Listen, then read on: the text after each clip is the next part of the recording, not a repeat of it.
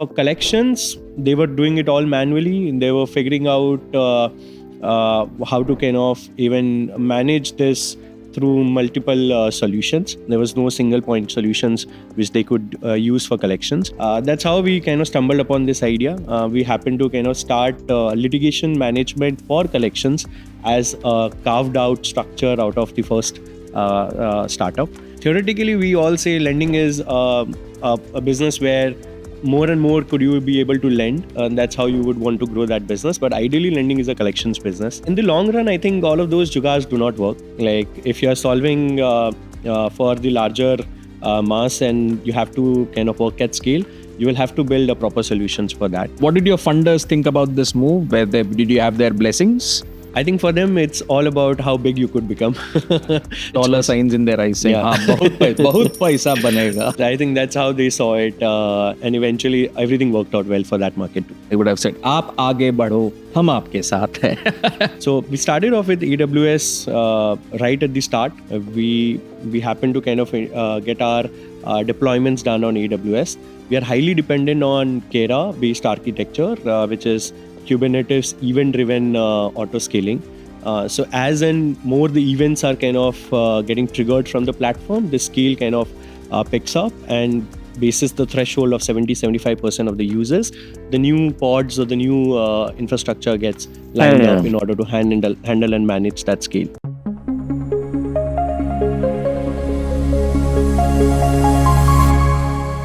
Money makes the world go round, but not without taking risk. That's when debt comes into the picture. Banks in India have deployed 171 lakh crore rupees worth of credit. The ghar wapsi of this rupaiya though has many issues. Loan collections remain manual, inefficient and error prone. There is a fintech that is offering a simplified digital approach to recovering dues. It's not Munna Bhai SaaS, but some circuits could surely be playing a part here to transform India's credit history and future. Namaskar and welcome to Crafting Bharat, the hub of all things interesting when it comes to India's startup universe. I'm your astronomer come anchor Gautam Srinivasan, and today we have with us a founder who loves to build products from scratch. His platform is so good that probably none of his friends have asked him for a loan, and if they have, they must have repaid it on time. After all, his startup has improved the credit health of over 150 financial institutions and has been awarded the best loans collection platform for 3 years running. To know more, please welcome Anand Agrawal, founder and CTO at Credgenics.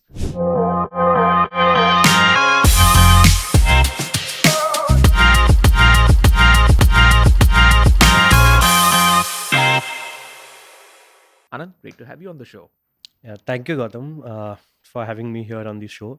It's been a very exciting journey building Credgenics and solving problems of an industry which was primarily service-led. Fantastic. We will get to know more about these stories as we go along. Time to start things off with a look at how Credgenics solve pain points around loan collections and recoveries for banks, NBFCs, fintechs, and ARCs on our first segment titled Ignite. All right. Before we go into geography and mathematics of running a startup, thoda history pad le. Credgenics, in a sense, started out as a litigation management CRM tool. When Rishabh and Mayank and you got together, pehle to wo meeting would have been very interesting. I'll get to know more about that meeting from you. But I want to trace the history first and establish it for our viewers. So you start, then the pandemic happens, that halts physical collections, plus the moratorium to provide relief to borrowers gets in place. Since no one is working on the product side in legal collections, Credgenics gets a first mover advantage. Yahan tak to baat samajh mein aati hai. But the question I have is, how sure was the founding team of this early move in 2019 paying off, and what were your estimates of the total addressable market? पहले तो आपकी शुरुआत, फिर वो शुरुआत से आपने जैसे detour लिया वो, and when you took that detour, what were you thinking about the addressable market? To start off with, me and my co-founders are like known to each other from past. It's not like we randomly met on this idea and gotten started. Me and Rishabh are batchmates from IIT Delhi. And we happen to kind of work in our corporate worlds post our college. But then we were all in the mindset of building something of our own. That's मतलब how. Pictures का TV series जैसा. Yeah, right.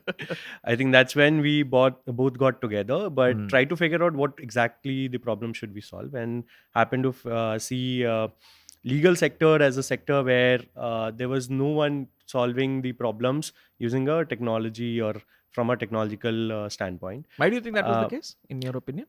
I think the market is quite small. That we also realized after some point of time, after building up product or MVP and kind of pushing that in the market. It's not a big market, nor are the customers who are kind of quite paying, and hence to build a large business out of it is quite tough, and hence not a lot of startup you see in that sector. Any lawyers watching this, please watch with an open mind. I don't want legal notices. Please continue.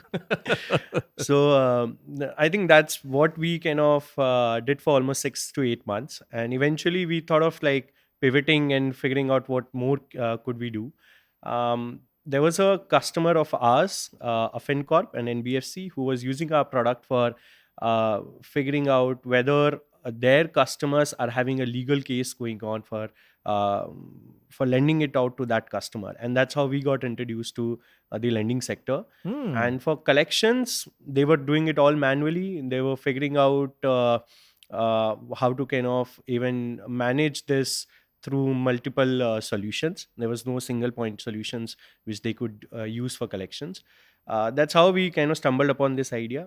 We happened to kind of start litigation management for collections as a carved out structure out of the first startup. And we then had like Mayank, Rishabh, us put together a very small team building the product for the collections use case. Now, I think at that point of time, the market was at its peak when the lending was growing at 22-23% CAGR, and it was growing at a very rapid pace, one of the fastest growing markets in India. And you would have seen a lot of digital lenders kind of coming up every now and then, giving out unsecured loans at very high interest rates, leading to growth of NPA, leading to growth of bad loans. So this current period is actually when your growth thesis pans out, right? Because Correct. at that time, सबने loan तो दे दिए, पैसा वापस भी तो आना है. That's Exactly. where you come in. Exactly. And theoretically, we all say lending is a business where more and more could you be able to lend. That's how you would want to grow that business. But ideally, lending is a collections business. You would, if you are efficient in collecting money back, you would be growing faster on the lending side. As the That's how song it should goes. be seen. And a lot of lenders realized it much later, especially the fintechs and NBFCs, which were giving out unsecured loans at much more exorbitant interest rates. So I think that's how we started. That's been our starting journey, figuring out from one customer of our initial startup, and then building the path on the next one. So that's been the starting point for us, and the market seemed quite big enough for us to get into it and get started. And the more I study your firm, your starting point, in fact, serves as a reference for how you expanded your business, because you have what you offer is a modules based approach where a customer can pick and choose what works for them, and then you evolve forward. Now, take us through how solving specific customer pain points helped you grow this suite of services and eventually led you to becoming a platform for debt recovery. None of us come from collections background. Like we, all three founders do not have a background in the collection side, or not even on the lending side as well. So for us to kind of even solve a problem of a sector which we didn't have an experience of was all solving it ground up, where we would try understanding the problems in depth, and then figuring out a technology based solution for that. Did that work for you? If you talk to a collections person, they would be thinking about how things has been happening in their world, and they would want to figure out a solution from that world itself. While we, coming from a very different background, would be thinking it more from an outsider, trying to solve a problem with some analogy being drawn to some other sectors or markets, how those problems, similar problems have been solved in some other markets, and putting those solutions together in order to form a product for the collections industry. So that's been the way we kind of carved out this solution. But I think two fundamentals which worked for us right from the start is to never say no to understanding a problem when a customer kind of brings up that. It's not like this is not our purview or this is not what we are selling, but try understanding his pain points, even if it's closely related, if not fully, and then see if we could build a feature or a product or a module on top of that. Like that's how we, from just having a notice or a litigation management tool, we expanded to having a feet on street mobile application, and then we brought like a dialer system, a workflow to manage your entire communications.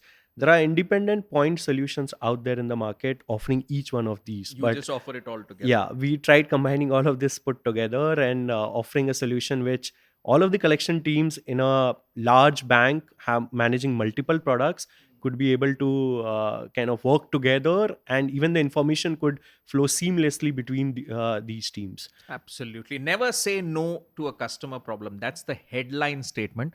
But bolna ek taraf or karna ek taraf, there are challenges to that because many customer problems would be similar. I'm talking from your perspective, your enterprise customers. Most of their problems would be similar, but some problems would be unique. So, Correct. have there been instances where you've had to say jugadify a solution to satisfy your customers' request? Maybe transforming, a lending product to a credit line product. One example. So, what would you say on that? Yeah, I think a lot of those jugars has been there in our journey. एक दो बता दीजिए हमारे viewer के लिए. So I think one was where I remember a litigation oriented collections product was our offering, but somebody came up with could you also offer a feet on street mobile application that could manage both the collections team as well as the sales team put together. So we didn't have like a proper solutions for that. We happened to build a mobile web application just on top of the existing platform and offer that in an Android setup. So for a customer, it was hard to identify that it's not a mobile Android application, but we build that product in order to solve the problem of that customer. But in the long run, I think all of those jugars do not work. Like if you are solving for the larger mass and you have to kind of work at scale, you will have to build a proper solutions for that. So I think that's a makeshift arrangement, could work out for 6-8 months, but that gives you the time to build a proper product. So while you give that solution, the work doesn't end there. You would have to continue kind of building the real product right after that. Absolutely. And that's a theme which has been emerging in the talks that we have been having with startup founders. Increasingly, there is this focus on, even if we actually have to leverage the opportunity of taking things slow, because then we build a proper product which actually services the needs of a customer. What would you say to that? No, so वक्त आपकी तरफ, मतलब वक्त आपके side में होनी चाहिए for designing. I think there being no player as such from a technology standpoint to solve collections problem was our first mover advantage there. Like nobody in the market was solving what we were solving. They were all managing portfolios of for collections. The lenders would give out a part of their portfolio for an agency or a service company to manage their portfolio and collect back on that particular account. While what we did different is we said we'll not manage the portfolio ourselves. We'll provide you with a technology solution where you enable your own people to manage it directly from the platform. So I think the offering was built at scale. They didn't have to worry about how scalable the system is. Will it be able to handle like lakhs of accounts in one go? And could it offer for multiple different lending products, which more or less varies depending on how the structure of the lending product is.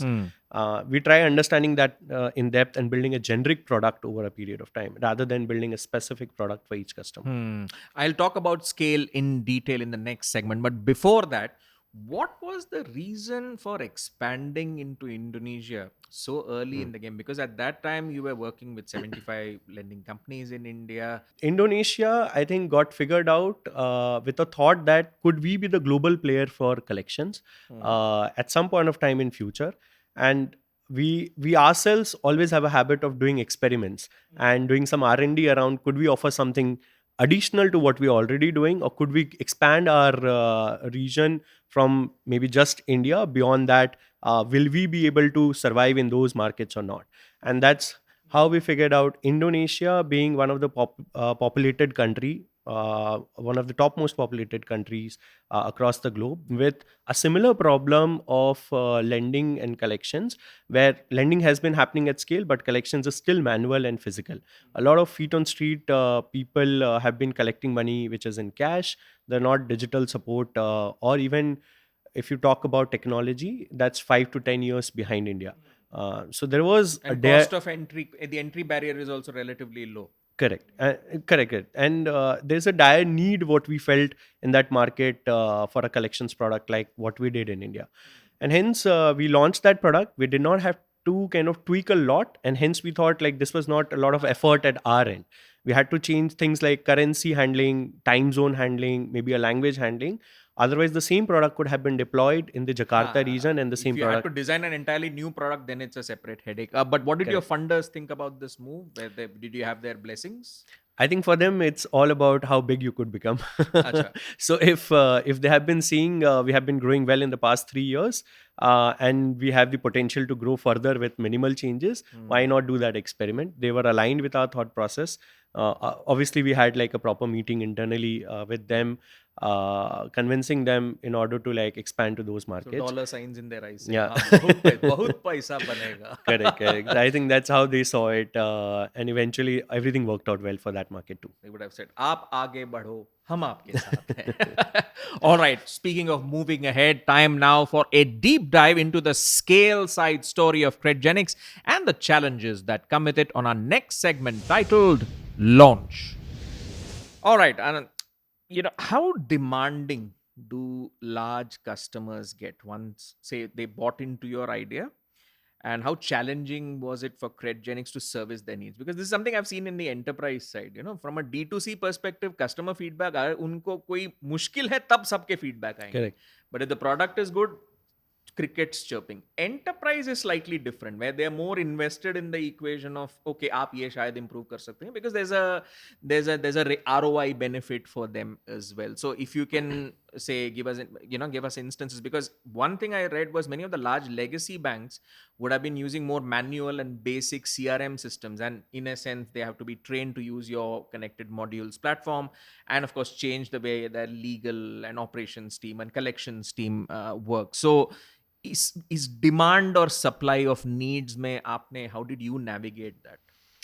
So our business is 50% enterprise, 50% non-enterprise players, you could say, like smaller fintechs and smaller lenders who have been kind of lending out at scale. But large banks definitely see it differently, because they have been working with the likes of large IT services companies, TCS, Infosys, in order to deploy the solutions at scale. And being in that habit of getting things customized and built their way was definitely a quite challenging situation for us. We kept Any on particular example you remember? So I remember one. I think the first product which we launched was legal notice, being built, being deployed at scale. You could trigger digital notices at scale and even physical notices. They had a LPO or some sort of logic creations which was written in a Word document, and it was about 10 pages, kind of a Word document which they asked us to go through and build a logic on top of that. Wow. I think that was like giving an examination and coming out with a solution for that. But I think it took us few months, I would say 2-3 months, in order to come up with a solution for that, where you could drag and drop and build your own workflow and define your logics on the platform itself. So if you had to kind of create It's an like a low code, no code approach. Exactly. So exactly that, where you had an action block, you had a logic block. You can build logics of maybe what sort of segment of customers you want to select, what are the conditions on that, and then basis these conditions, when and what to trigger. For example, you want to trigger an SMS or generate a legal notice, you can define all of that on the platform itself and schedule it on a regular basis. Fantastic. So you didn't have to come up with a logic of 10 pages long and then try kind of hard coding that somewhere in the platform. So our journey has been where trying to understand the problem in depth, but giving out of the box kind of a solution to them and convincing them this is what will help you be more efficient and cost effective in the long बहुत run. मेहनत लगा है, बहुत पसीना छूटा है, but the ecosystem is also maturing in a way that now we are talking agentic workflows. तो ये सब जो low code no code था, Correct. अभी तो उसकी भी जरूरत Now नहीं that's the पड़ेगी. future, I would That's say. the future that we're looking at. But future जाने के पहले और थोड़े सवाल हैं मेरे पास. For large banks with traditional systems of loan management, you started integrations of your modules with SFTP first, and then Right. went deeper with APIs. So how were you dealing with the issues which come about when you're trying to enable a sort of real-time passage of information between the banks, your platforms, and the customers? Uh, it depends on what kind of customers you're kind of dealing with. We happen to start off with smaller customers, but that was not the challenge with them. That integrations were quite easy getting a fintech or a NBFC to do. But with the larger customers, it became a challenge because most of these customers come with a requirement of doing a POC first, establishing a use case. So when they have established that this product is going to help how their collections are today to maybe a different tangent, they would do an SFTP based integration where the data would flow on a daily basis. But then that would hamper the customer experience. Let's assume Latency आ जाएगा ना उसमें. correct. But again, when you talk about banks, Banks, big banks. there's a third party who is deployed their LMS. There is somebody else managing their LOS. So if we had to do an integration, we had to deal with a third partner as well, and not just the bank. It's like Where- changing engines mid-air while you're in flight, right? But again, that's what separates the best from the rest. You do what you need to do to achieve the outcome. And speaking of outcomes, times to boost up our chat with a look at how AWS powered Credgenics to new heights. And then scaling up to bigger clients, that means bigger teams handling each module. So in that context, ये थोड़ा लंबा सा सवाल है. So 3 point एक साथ I'll ask. How have your workflows been tuned for maximum efficiency? That's one. How do you leverage the power of the cloud to scale things up from a product to platform? And dono mila ke, the fact that Credgenics is built on AWS, take us through the highlights of how this partnership, this association has helped and fueled your ambitious growth for 2025. So I'll take a very different route to answer this question. So I'll talk about the scale of Credgenics first, and then to like how did AWS kind of helped us. We are kind of dealing with about 10 crore loan accounts on our platform today. We have about 3.5 to 4 crore unique customers on our platform. And on a monthly or a daily basis, there are about 2 crore loan accounts which get updated daily. And there are millions and millions of records or activities which are happening across Pan India and Indonesia for different sort of collection activities through these modules. So in order to manage that, we definitely needed a robust solution and where the scale could work quite efficiently. So we started off with AWS right at the start. We happened to kind of get our deployments done on AWS. We are highly dependent on Kera based architecture, which is Kubernetes event-driven auto scaling. So as and more the events are kind of getting triggered from the platform, the scale kind of picks up, and basis the threshold of 70-75% of the users, the new pods or the new infrastructure gets lined up in order to handle and manage that scale. A lot of workflow activities are generally non-timed, as in there are no person sitting who is kind of scheduling these activities. These are processes which are pre-scheduled, and these happen basis what the customer has reacted on the previous conversation. So in order to handle that scale, everything has to be kind of available at different times. You can't like auto scale at a particular time and downscale at different times, and hence something like MSK and MQ of AWS has helped us kind of manage that queue and run things efficiently. And last but not the least, when it comes to the decision makers or the collection heads, they want to look things in an aggregated way. They want to look at dashboards, how things are kind of panning out in collections across or pan India. In order to aggregate and build those dashboards, it takes a lot of effort to kind of compile millions of records for a particular customer. So just imagine an NBFC having about 60-70 lakh loan accounts on our platform being executed through different modes of communications and then different activities being done. In order to show that on a monthly basis on a dashboard, it takes a lot of computation. But we have been able to do the same using Amazon Redshift, a columnar database, and I think QuickSight also is being used at scale. Fantastic. वो तो scale का सवाल हुआ. Innovation के side में, because the more I see AI ML use cases are being leveraged for banks to identify which users to focus on when looking at recovery first. You've launched, I think, Collect Engage for Gen AI video-based engagements. The matrices you are using for your modules are adaptability, efficiency, and ROI. So, basis that, what's next in terms of modules that your data science teams are cooking up, which will showcase the power of Gen AI, and उसमें AWS का क्या role आप देख रहे हैं? Interesting question. This is something which we definitely focus a lot on. Gen AI or artificial intelligence is the future. Managing collections physically and manually hasn't been something which you could do at scale. And as the lending is growing at that fast rate, you would have to build solutions for scale. And I think there are multiple products which we have worked on where physical collections which had the challenges of frauds, not having controls on how the physical collections is happening. It's not cost effective at all. It's very costly to do collections through those modes. We have tried to kind of do things in an automated way through multiple channels. For example, the first product which we launched is a chatbot. The second was Collect Engage, as you talked about.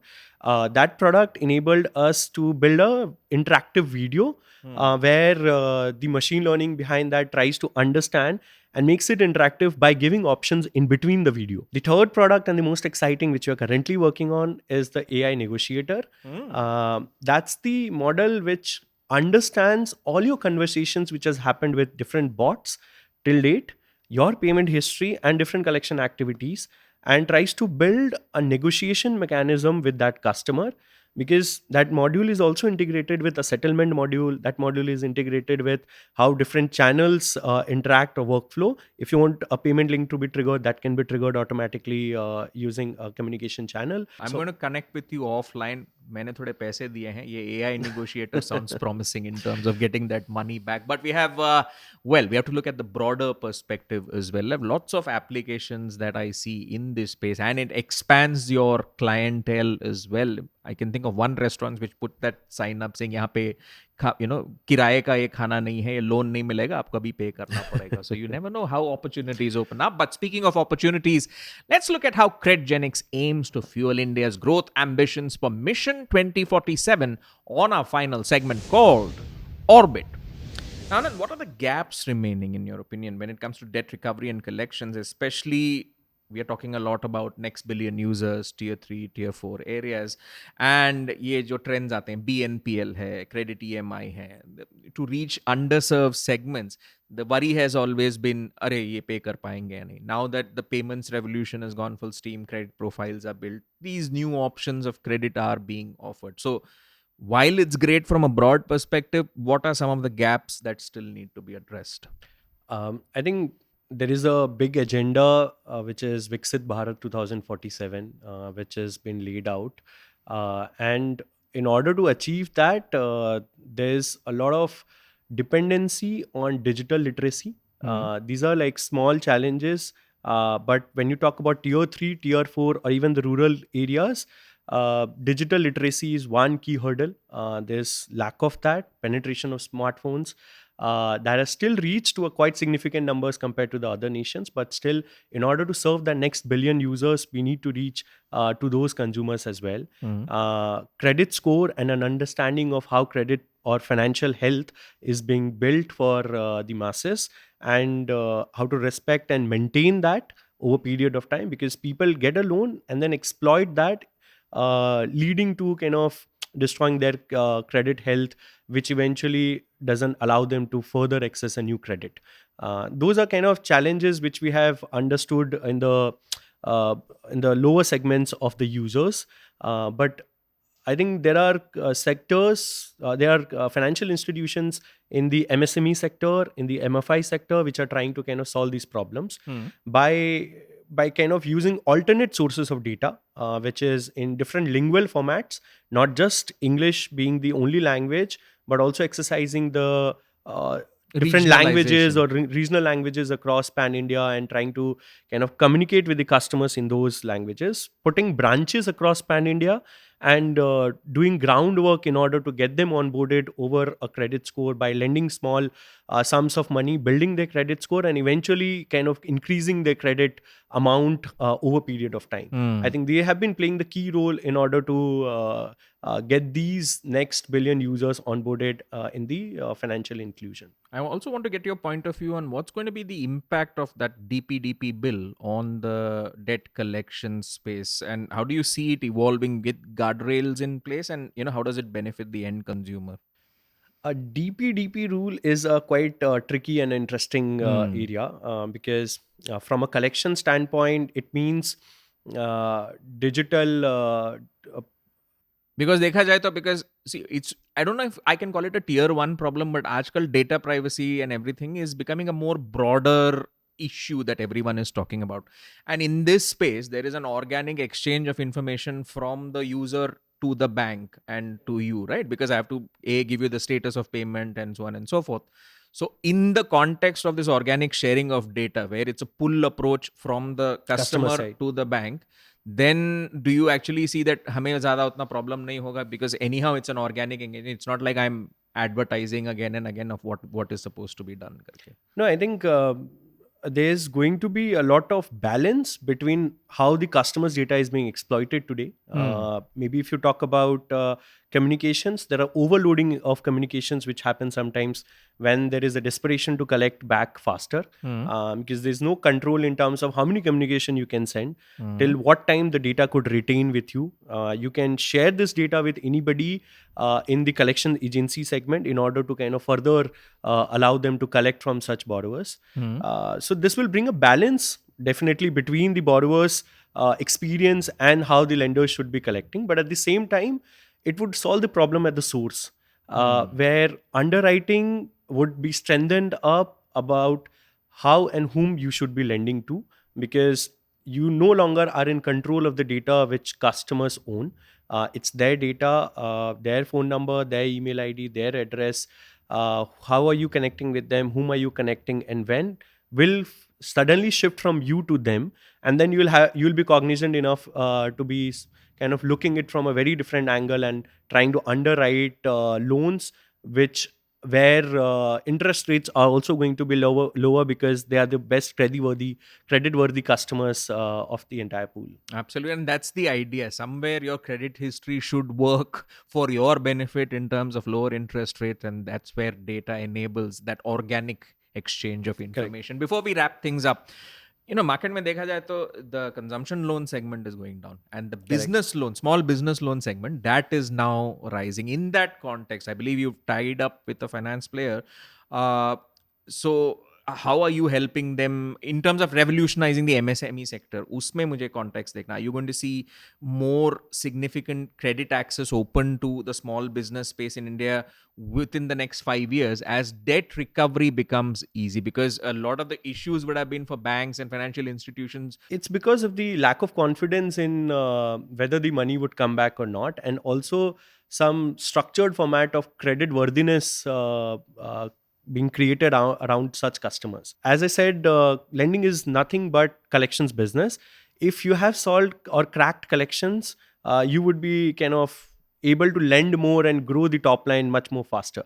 So looking at that, expanding in the MSME sector and building the credit profile of most of these customers enables them to get in the same financial inclusion loop. And once they are in the habit of taking a smaller credit to growing their credit limits on a higher side, I think that is going to lead all of these 6 crore customer MSME customers to kind of get in the same setup where it's easier and faster to lend to these customers. Well, I'm certainly hoping so, because the future of India's growth story relies on the MSME sector doing well. So here's to good times. With that, we conclude this fascinating chat around running a startup that is transforming the debt recovery ecosystem with technology and expanding access to capital for millions. Anand, it's been a pleasure to speak with you. Thank you so much for joining us here on Crafting Bharat. Thank you, Gautam. It was an interesting conversation with you. And thank you to our viewers as well for tuning in. Till next time, this is your host Gautam Srinivasan signing off.